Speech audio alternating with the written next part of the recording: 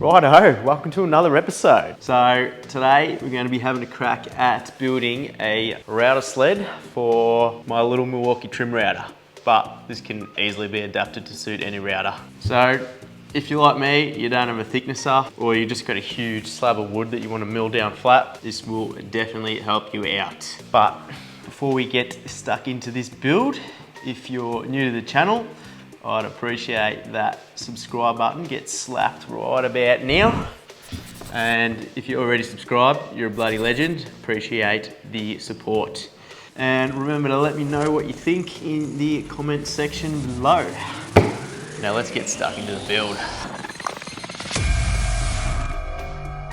All right, so let's have a look at what I've got to actually make this thing. So I want to actually build a standalone unit, so I'm not reliant on a flat top or anything like that. So this will work for anyone who's even wants to just do it outside on the ground. So let's have a look at what I've picked up.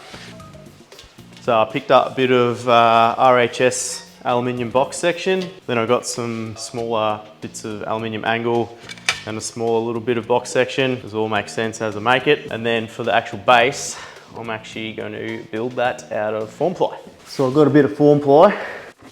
So the idea, cut the form ply out for the overall size of the sled. The larger box section will be for the rails either side, then to have the smaller aluminium angle sections, and that'll run up and down the rails. So this other section of aluminium will be pretty much just to hold these two rails together. So the router sits on here, I can track it up and down, and I can track the whole sled up and down too. So yeah, so there we go, should be pretty easy.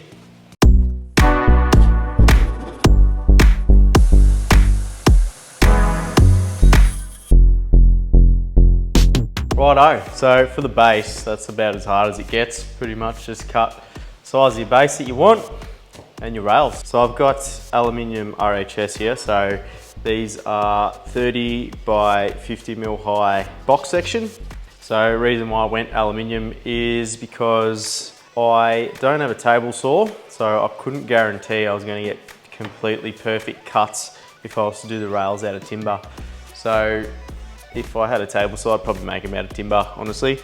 And just when I screw them in, just make sure you screw with the panel or the timber on top, not from the side, because if you put screws into the side of this, you'll actually get a little bit of, you know, little high spots where the screw's gone in. So if you've got a big piece that's going all the way to your edges, you're gonna get some slight variation. But anyway, nonetheless, that's why I picked aluminium, because it's perfectly straight and I don't have to worry about any inconsistencies with my cutting. So I've cut a couple of rails, so they'll go on either side. I'll probably drill some bigger holes on the top just so I can get some screws down into the bottom, plant this down, and that's pretty much the base done. And then I'll start knocking up the little slide rail thing, sled thing, I don't know, whatever it's called, the bit that holds the router. So let's bang this together and get onto that.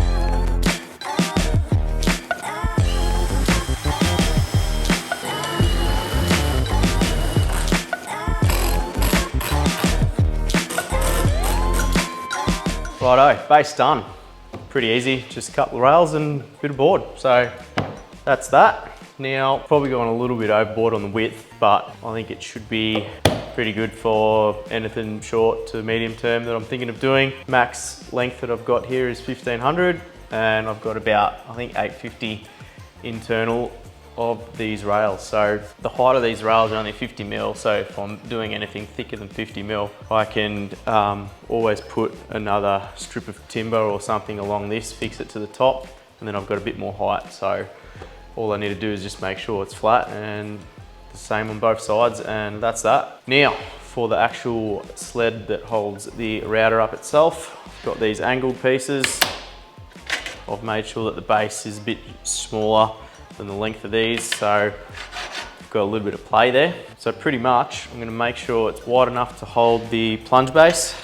So that'll go on there. The plunge base gives me a little bit more control over the depth of all my cuts, and I can just move that as I go. And I'll just fix the two angles together with this bit of rectangle hollow section. So that'll go on there.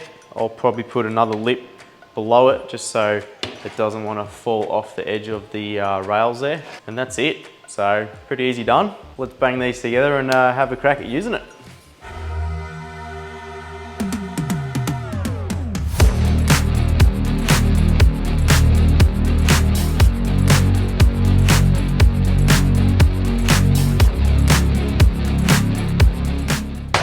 There you go. How good is that? Not gonna lie, it's actually turned out a lot better than I thought it was gonna turn out. Yeah, the aluminium worked out bloody good. So what I also done, just so it slides a bit better, I just got a bit of hard wax and just rubbed it on all the bits that I want to move nice and smoothly. So that runs along there nice and good. And then the router itself, that's nice and smooth there. So I guess now it's time to give it a test. So I've actually got just a random bit of timber that I've had for a while. So it used to be a tree exactly where this shed is, and I kept a couple of cuttings of some of the branches and stuff. So I thought it was fitting to have a crack on this. So what I'll do is I'll place this down, find the low point, and yeah, I'll set the router down there and yeah, get into it. So obviously when I push on the router, it's going to want to slide. So what I am thinking of doing to stop that is just get a couple of offcuts, double-sided tape, pretty much just frame around it just so it doesn't move, and make sure obviously these are lower than the piece itself, and that should stop it from moving around when I do it with the router. So yeah, let's have a crack.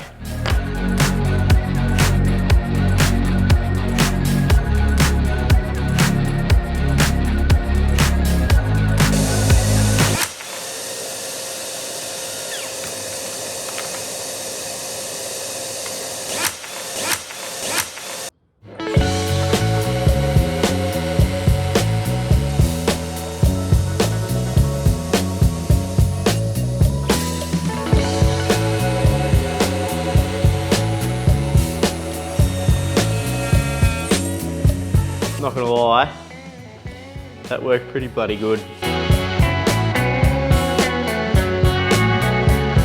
There is no light coming through any of that.